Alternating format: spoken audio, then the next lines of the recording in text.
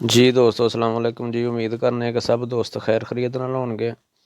दोस्तों अज जी असी वीडियो तुहाडे वास्ते लैके आए हैं ए वे थाईलैंड का वीज़ा। थाईलैंड का जिहड़ा विजिट वीज़ा वे किस तरीके दे नाल अपलाई हुंदा है, उहदे वास्ते तुहानूं किहड़े डॉकूमेंट चाहिए ने, मुकम्मल तफसील इस video they which. Subscribe now and press the bell icon. Never miss an update. तो जी दोस्तों चल रहे हैं वीडियो की तरफ। ये डॉकूमेंट ऑलरेडी मैंशन कर दिते हैं कि किहड़े डॉकूमेंट चाहिए ने।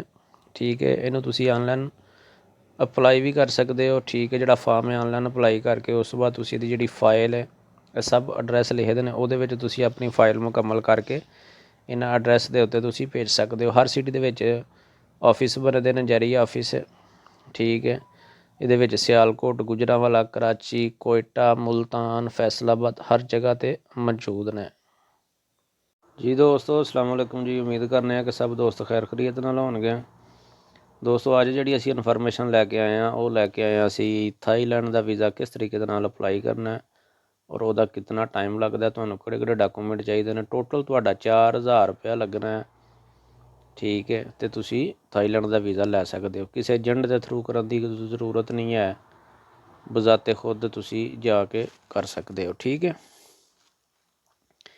तो ये असीं गल करांगे कि सानूं किहड़े डॉकूमेंट चाहिए ने। सब तो पहली गल कि सानूं बैंक स्टेटमेंट चाहिए है। ठीक है, बैंक स्टेटमेंट जिहड़ी है वो मैक्सीमम 1 साल की होनी चाहिए है, नाल उहदे मेंटेनेंस लैटर बैंक की तरफों। ठीक है, दूसरे नंबर पर सानूं चाहिए है पे स्लिप। ठीक है, कंपनी लैटर पे स्लिप। ठीक है, कि जिस कंपनी 'ਚ तुसीं काम करदे हो पे उस तो बाद तुहाडी सैलरी महीने की कितनी है, जिन्हों पे स्लिप कहा जाता है। ठीक है, तीसरे नंबर पर आई जाता ओरिजिनल पासपोर्ट नाल उहदी फोटोकापी। चौथे नंबर पर आई जाता 4 पिक्चर वाइट बैकग्राउंड। पंजवें नंबर पर आई जाता तुहाडी NIC की फोटोकापी। छेवें नंबर पर आई जाता होटल बुकिंग। सत्तवें पर आई जाती है रिटर्न टिकट। तो अठवें पर आई जाता FRC लैटर, यानी कि फैमिली रजिस्ट्रेशन सर्टिफिकेट लैटर।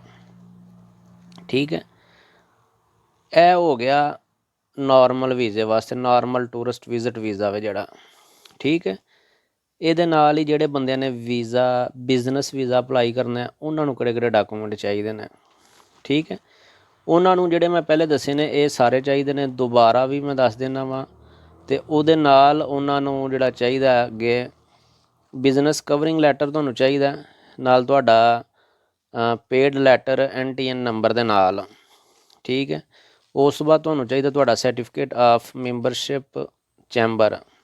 ठीक है, यानी कि चैंबर दे विच अगर तुहाडी कंपनी रजिस्ट्रेशन होई दी है, रजिस्ट्रेशन होई दी है तो वह लैटर भी चाहिए विद NTN, यानी कि तुहाडा टैक्स नंबर। ठीक है, उस तो बाद तुहानूं चाहिए certificate of national tax number, यानी कि NTN वाला नंबर जिहड़ा तुहाडा रजिस्ट्रेशन नंबर है। ठीक है, यानी कि नैशनल जिहड़ा तुहाडी अपनी चैंबर दे अंदर रजिस्ट्रेशन होया दा वे। ठीक है, यह टोटल डॉकूमेंट चाहिए ने। ये ਹੁਣ आने अगे फीस कितनी है। अंबैसी की टोटल जी फीस है वो 4000 रुपये है पाकिस्तानी। ठीक है, ओनली 4000 रुपये है।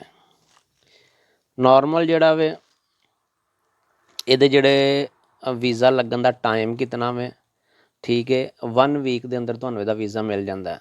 ठीक है, 1 वीक यानी कि Monday to Friday, only 5 working days ਉਹਦੇ ਵਿੱਚ ਤੁਹਾਨੂੰ ਇਹਦਾ ਵੀਜ਼ਾ ਮਿਲ ਜਾਂਦਾ ਵੇ। ਠੀਕ ਹੈ, ਉਸ ਤੋਂ ਬਾਅਦ ਜਿਸ ਟਾਈਮ ਤੁਸੀਂ ਟਰੈਵਲ ਕਰਨਾ ਹੈ ਉਸ ਟਾਈਮ ਤੁਹਾਡੇ ਕੋਲ ਹੋਣਾ ਕੀ ਜ਼ਰੂਰੀ ਹੈ, ਗਵਰਨਮੈਂਟ ਆਫ ਥਾਈਲੈਂਡ ਦੀ ਤਰਫੋਂ ਮਿਨੀਮਮ ਜਿਹੜਾ ਵੇ ਤੁਹਾਡੇ ਕੋਲ 1000 US$ ਹੋਣਾ ਚਾਹੀਦਾ ਹੈ ਸ਼ੋ ਮਨੀ ਦੇ ਤੌਰ 'ਤੇ। ਠੀਕ ਹੈ, ਇਹ ਟੋਟਲ ਚੀਜ਼ਾਂ ਨੇ। ਮਜ਼ੀਦ ਮੈਂ ਇਹਨਾਂ ਨੂੰ ਵਿੱਚ ਮੈਂਸ਼ਨ ਵੀ ਕਰ ਦਿੰਦਾ ਵਾ ਤਾਂ ਕਿ ਦੋਸਤਾਂ ਵਾਸਤੇ ਈਜ਼ੀ ਹੋਈ ਜਾਵੇ। ਠੀਕ ਹੈ, ਅਤੇ ਮੈਂ ਦੁਬਾਰਾ ਫਿਰ ਇੱਕ ਦਫਾ ਤੁਹਾਨੂੰ ਦੁਹਰਾ ਦਿੰਦਾ ਵਾ कि 1 साल की तुहानूं बैंक स्टेटमेंट चाहिए है विद मेंटेनेंस लैटर। ठीक है, दूसरे नंबर पर तुहानूं कंपनी का लैटर चाहिए विद पे स्लिप।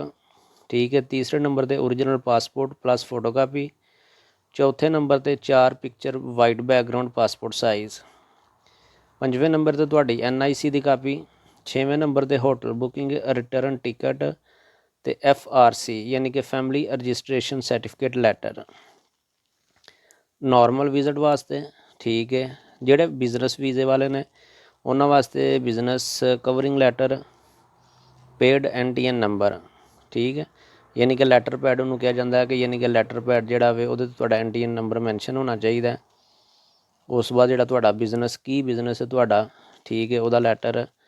ਉਸ ਤੋਂ ਬਾਅਦ ਤੁਹਾਡਾ certificate of membership chamber of commerce, ਯਾਨੀ ਕਿ ਜਿਸ ਚੈਂਬਰ ਅਗਰ ਤੁਹਾਡੀ ਆਪਣੀ ਕੰਪਨੀ ਹੈ ਅਤੇ ਚੈਂਬਰ ਦੇ ਅੰਦਰ ਮਸਟ ਜਿਹੜੀ ਹੈ ਨਾ ਉਹ ਰਜਿਸਟਰ ਹੋਈ ਹੋਵੇਗੀ, ਉਹਦਾ ਲੈਟਰ ਚਾਹੀਦਾ ਵਿਦ NTN ਯਾਨੀ ਕਿ ਤੁਹਾਡਾ ਟੈਕਸ ਨੰਬਰ ਜਿਹੜਾ ਵੇ।